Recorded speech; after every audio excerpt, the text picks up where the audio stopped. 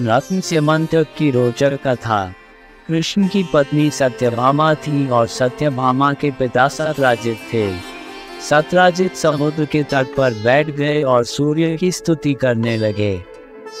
सूर्य उनकी प्रार्थना से प्रसन्न हुए और सत्यजित के सामने प्रकट हुए। सत्यजित सूर्य को ठीक से नहीं देख सका और बोला, भगवान, आप आकाश में जलती हुई आग के गोले की तरह दिखाई देते हैं, फिर भी आप मेरे सामने प्रकट हुए हैं और मैं ज्यादा कुछ नहीं देख पा रहा हूँ। सूर्य ने गले में स्यमंतक नामक रत्न धारण किया हुआ था। सत्यजित की बात सुनकर सूर्य ने वह मणि उतार कर एक ओर रख दी। सत्यजित अब सूर्य को ठीक से देख सका। सूर्य की आंखें भूरी पीली थी और उसका शरीर काला, छोटा और तांबे के रंग का था।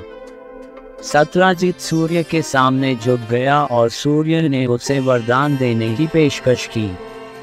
वरदान स्वरूप सत्यजित मणि चाहता था और सूर्य ने उसकी यह इच्छा पूरी कर दी। सत्यजित ने उसे अपने गले में डाल लिया और द्वारका नगरी में प्रवेश किया। लेकिन चूंकि उसने गहना पहना हुआ था, इसलिए उसका शरीर दीप्तिमान था और ऊर्जा उसमें से बहती हुई प्रतीत होती थी। द्वारका के नागरिकों ने पहले सोचा कि यह स्वयं सूर्य थे जो शहर में प्रवेश कर रहे थे। सत्यजित ने वह मणि अपने घर में रख ली। हर दिन ये सोना पैदा करता था और इसके प्रभाव से राज्य से बीमारी, सूखा, जंगली जानवर, आग और चोरी गायब हो गई। कृष्ण ने सोचा कि स्यमंतक मणि वास्तव में राजा उग्रसेन की होनी चाहिए। सत्यजित को कृष्ण की इस इच्छा का पता था। इस डर से कि उसे गहना छोड़ने के लिए मजबूर किया जा सकता है, उसने उसे सुरक्षित रखने के लिए अपने भाई प्रसेन को दे दिया। उस रत्न में ये गुण था कि यदि कोई उसे धारण कर ले तो वह सोना उत्पन्न कर देता था, परंतु यदि कोई अपवित्र उसे पकड़ ले तो वह धारक को मार डालेगा। एक दिन प्रसेन ने वह मणि अपने गले में पहन ली और शिकार पर निकल गया। जंगल में उसे एक शेर ने मार डाला। सिंह मणि लेकर जाने ही वाला था कि तभी भालुओं के राजा जाम्बवान वहां आ पहुंचे। जाम्बवान ने सिंह को मारकर मणि ले ली। वह अपनी घर लौट आया और उसे अपने छोटे बेटे को खेलने के लिए दे दिया। इस बीच द्वारका के नागरिकों ने देखा कि प्रसेन शिकार से वापस नहीं लौटा। आम धारणा थी कि कृष्ण की नज़र मणि पर थी, तो यह अफवाह फैल गई कि यह कृष्ण ही थे जिन्होंने प्रसेन को मार डाला था और स्यमंतक चुरा लिया था। ऐसी अफवाहों पर विराम लगाने के लिए कृष्ण ने जंगल में प्रसेन का पीछा किया। वहां उन्होंने जंगल में प्रसेन के निशान की खोज की। फिर उन्हें दो मृत शरीर प्रसेनस और शेर मिले। उसे आश्चर्य हुआ कि क्या हुआ होगा। उसने जाम्बवान की गुफा तक रास्ते का अनुसरण किया और जाम्बवान के बेटे को मणि के साथ खेलते हुए पाया।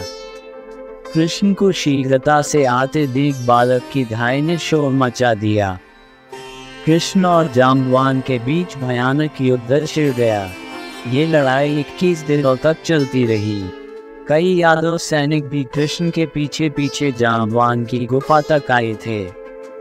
जब 7 या 8 दिन बीत गए और अभी भी कृष्ण का कोई निशान नहीं मिला, तो उन्होंने निष्कर्ष निकाला कि कृष्ण को मार दिया गया होगा। इसलिए उन्होंने कृष्ण की मृत्यु की खबर फैला दी। कृष्ण के दोस्तों ने एक श्राद्ध समारोह की व्यवस्था की और इस अंतिम संस्कार समारोह में दिए गए प्रसाद ने कृष्ण की शक्ति को बढ़ाने का काम किया। अंततः कृष्ण ने जाम्बवान को हरा दिया और जाम्बवान उनके सामने झुक गए। दोनों मित्र बन गए और जाम्बवान ने अपनी पुत्री जाम्बुति का विवाह कृष्ण से कर दिया। उन्होंने स्यमंतक मणि भी लौटा दी। द्वारका के नागरिक कृष्ण और जाम्बुति को देखकर प्रसन्न हुए।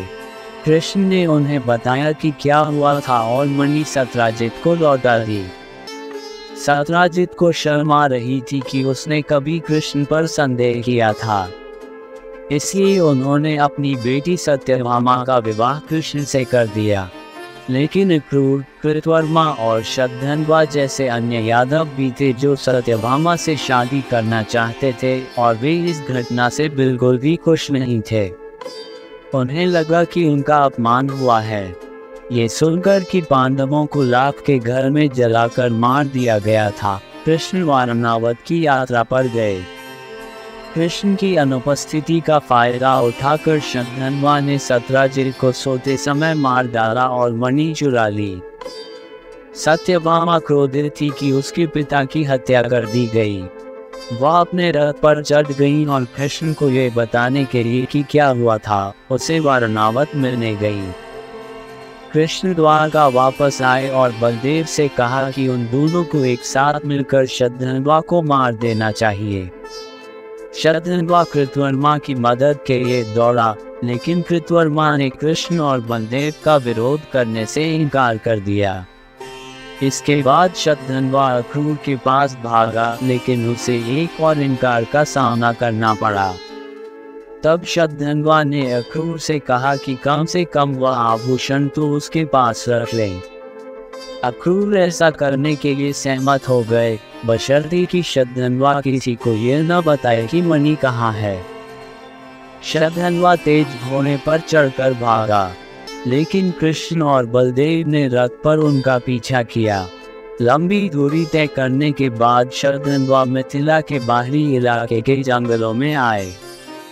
उसका घोड़ा मर गया, वह पैदल ही भागने लगा। इस पर कृष्ण ने कहा कि वे शतधन्वा के पीछे पैदल चलेंगे। उन्होंने बलदेव से रथ में उनका इंतजार करने को कहा। कृष्ण ने शतधन्वा को पकड़ लिया और उसका सिर काट दिया, लेकिन शतधन्वा का सारा सामान ढूंढने पर भी उसे मणि नहीं मिली। उसने आकर बलदेव को इसकी सूचना दी, लेकिन दुर्भाग्य से बलदेव ने इस पर विश्वास नहीं किया। उन्होंने कहा, कृष्णा, तुम वह भाई नहीं हो जिसके साथ मैं जुड़ना चाहूँगा। तुम अपने रास्ते जाओ और मैं अपने रास्ते जाऊँगा, हम एक साथ नहीं हैं। बलदेव विदेह राज्य में चले गए और राजा जनक के अतिथि के रूप में वहाँ रहने लगे। तभी दुर्योधन ने बलेवा से गदा से युद्ध करना सीखा। कृष्ण द्वारका लौट आए। 3 साल बीत जाने के बाद बबलू, उग्रसेन और अन्य यादव बलदेव को समझाने में कामयाब रहे कि कृष्ण ने वास्तव में मणि नहीं चुराई है। इसके बाद बलदेव द्वारका लौट आए। इस बीच अक्रूर ने कई यज्ञ करना शुरू कर दिया। यज्ञ कर रहे व्यक्ति की हत्या करना अपराध है। अक्रूर ने तर्क दिया कि भले ही कृष्ण को पता चल जाए कि उसके पास मणि है, कृष्ण उसे नहीं मारेंगे जब तक वह यज्ञ कर रहा हो। 62 वर्षों तक बलिदान चलता रहा, और क्योंकि मणि द्वारिका में थी, बीमारी और अन्य बुरी चीजें शहर से गायब हो गई। लेकिन अक्रूर के कुछ रिश्तेदारों ने कुछ अन्य यादवों को मार डाला और शहर से भाग गए। अक्रूर भी उनके साथ भाग गए, और जिस क्षण ऐसा हुआ, जंगली जानवर, सूखा और बीमारियां द्वारका में लौट आईं। पहले तो लोगों ने सोचा कि ऐसा इसलिए हो रहा है क्योंकि अक्रूर जैसे पवित्र व्यक्ति ने शहर छोड़ दिया है। इसलिए अक्रूर को वापस लाया गया और तुरंत जंगली जानवर, सूखा और बीमारी गायब हो गई। हालांकि कृष्ण ने तर्क दिया कि यह सब केवल इसलिए नहीं हो सकता क्योंकि अक्रूर एक पवित्र व्यक्ति थे। इसमें इससे भी अधिक कुछ होना चाहिए। ऐसा कैसे हुआ कि अक्रूर ने एक के बाद एक यज्ञ किए? उसे पैसे कहाँ से मिले? वह कोई अमीर आदमी नहीं था, इसलिए उसके पास वह गहना होना ही चाहिए। कृष्ण ने अपने घर में यादवों की एक सभा बुलाई और वहाँ उन्होंने अक्रूर को बताया, हम सभी जानते हैं कि शतधन्वा ने स्यमंतक मणि आपके पास छोड़ दी थी। मणि को अपने पास ही रहने दे, इसमें कोई बुराई नहीं है। हम सभी यहाँ शहर में इसकी उपस्थिति से लाभान्वित हो रहे हैं। लेकिन बलदेव को संदेह है कि मैंने इसे चुरा लिया है। क्या आप ऐसा करेंगे? कृपया एक बार उसे दिखाएं ताकि उसका संदेश शांत हो जाए। अक्रूर ने तर्क दिया कि यद्यपि उसने झूठ बोला, लेकिन वो इसे दिखा सकता है। इसलिए उसने एक सोने के बक्से से वह गहना निकाला जिसे उसने अपने कपड़ों के अंदर छिपा कर रखा था। उन्होंने इसे उस यादव को देने की पेशकश की जो इसके लिए सबसे योग्य था। वह गहना इतना आकर्षक था कि बलदेव भी उसे चाहने लगे। सत्यभामा ने भी ऐसा ही किया, क्योंकि उसने सोचा कि यदि गहना उसके पिता का था तो अब यह उसका अधिकार है। कृष्णा को लगा कि झगड़ा होने वाला है और उन्होंने हस्तक्षेप किया। उन्होंने कहा, यह रत्न राज्य में तभी सुख लाता है जब कोई पवित्र व्यक्ति इसे पहनता है। यदि कोई अशुद्ध व्यक्ति इसे पहनता है तो पहनने वाला नष्ट हो जाता है। मुझे इसे नहीं पहनना चाहिए। मैं वास्तव में शुद्ध नहीं हूँ और मेरी 16,000 पत्नियां हैं। इसी कारण इसे सत्यभामा के पास न रहने दें। न ही बलदेव के पास ये होना चाहिए। वह हर समय शराब पीता है। रत्न को अक्रूर के पास ही रहने दें। और इस पर सहमति बनी। धन्यवाद। आप देख रहे थे गॉड ब्लेस टीवी हिंदी। हमारे साथ जुड़ने के लिए सब्सक्राइब अवश्य करें।